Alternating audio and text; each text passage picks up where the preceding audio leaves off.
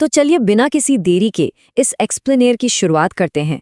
आज हम इंटरनेट के उस छिपे हुए लेकिन बेहद लोकप्रिय हिस्से में गोता लगाने वाले हैं, जिसे हम एनिमेटेड हिंदी हॉरर कहते हैं। ये एक ऐसा इकोसिस्टम है जो डिजिटल दुनिया के अंधेरे कोनों में बहुत तेजी से पनप रहा है और सच मानिए करोड़ों लोगों को अपनी तरफ खींच रहा है। इस पूरे वायरल निश को अच्छे से समझने के लिए हमने इस चर्चा को 5 हिस्सों में बांटा है। पहले हम इस खास हिंदी हॉरर नीश को देखेंगे, फिर इसके करोड़ों क्लिक्स के पीछे का गणित, उसके बाद डर की असल बनावट, फिर सस्पेंस पैदा करने वाली आवाजें और आखिर में बात करेंगे कि कैसे ये कार्टून सिर्फ और सिर्फ वयस्कों के लिए हैं।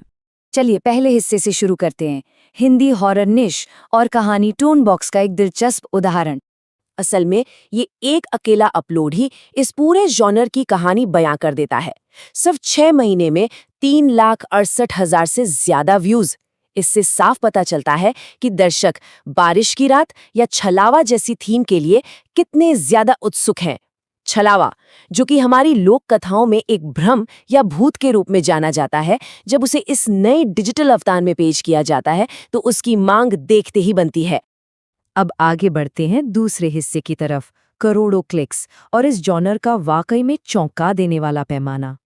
जरा इस नंबर पे गौर कीजिए, 3,80,00,000। जी हाँ, 38 मिलियन। ये कोई मामूली आंकड़ा नहीं है। ये सिर्फ एक रेकमेंडेड एनिमेटेड कहानी जिसका नाम स्कैरी पम्पकिन है, उसके व्यूज हैं। मतलब इतने व्यूज तो आजकल किसी बड़े मेन स्ट्रीम शो या ब्लॉकबस्टर कंटेंट को भी आसानी से टक्कर दे सकते हैं। और ये कोई एक बार का तुक्का नहीं है। अगर हम इन आंकड़ों को देखें तो दर्शकों की इस कंटेंट को लेकर एक गजब की भूख नजर आती है। स्कैरी पम्पकिन तो खैर लिस्ट में सबसे ऊपर है ही, लेकिन जंगल का वो काला साया और जिन्नों एक स्वप्न पिशाच जैसे कई और अपलोड्स भी लगातार 50 लाख व्यूज का आंकड़ा पार कर रहे हैं। ये एक बहुत ही सॉलिड और लगातार बढ़ता हुआ ट्रेंड है। अब सवाल ये है कि इसके पीछे का राज क्या है। आइए तीसरे हिस्से में चलते हैं, डर की बनावट और इस जॉनर के डीएनए को डीकोड करते हैं। अगर हम इन वीडियोस के टैग्स और टाइटल्स को खंगालें तो एक बड़ा ही दिलचस्प पैटर्न सामने आता है। ये क्रिएटर्स क्या कर रहे हैं?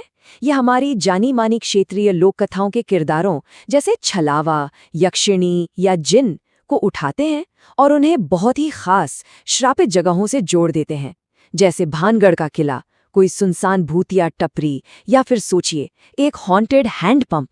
ये जानी पहचानी कहानियों और हमारी रोजमर्रा की जगहों का एक ऐसा डरावना कॉम्बिनेशन है जो तुरंत असर करता है। और इन वीडियोस के टैग्स में छुपे कुछ और शब्द देखिए, जैसे पजेस्ड विलेज, विच स्टोरीज और हॉन्टेड नेकलेस। ये सिर्फ सर्च में आने वाले कीवर्ड्स नहीं हैं, बल्कि ये वो ईंट पत्थर हैं जिनसे डर की पूरी इमारत खड़ी की जाती है। ये नाम सुनते ही दिमाग में तुरंत एक खौफनाक और सस्पेंस से भरा दृश्य बन जाता है। लेकिन डर सिर्फ देखने से नहीं लगता, इसीलिए चौथे हिस्से में हम बात करेंगे सस्पेंस की आवाज़ों और मूड सेट करने वाले प्रोडक्शन की। सोर्स मटेरियल साफ तौर पर दिखाता है कि ये क्रिएटर्स जानबूझकर कुछ खास रोंगटे खड़े कर देने वाले म्यूजिक ट्रैक्स का इस्तेमाल करते हैं, जैसे एज़रा लिप का परफेक्ट स्ट्रेंजर्स थिंग्स, जिमेना कॉन्ट्रेरस का नाइट हंट या फिर डेंसिटी एंड टाइम का कर्स ऑफ ओल्ड। असल में ये कोई आम बैकग्राउंड म्यूजिक नहीं है, ये वो जरूरी औजार हैं जो एक ऐसा भारी और तनावपूर्ण माहौल बनाते हैं जो इंसान को स्क्रीन से नजरें नहीं हटाने देता। और अब आते हैं अपने 5वें और आखिरी हिस्से पर, कार्टून्स स्ट्रिक्टली फॉर एडल्ट्स, यानी सिर्फ वयस्कों के लिए एनिमेशन का विरोधाभास। यहाँ आकर एक बहुत ही अजीब सी बात देखने को मिलती है। एक तरफ तो इन चैनल्स के नाम बड़े ही मासूम और बच्चों वाले होते हैं, जैसे कार्टून क्राफ्ट, मिशू टून्स या अल्फा टून्स।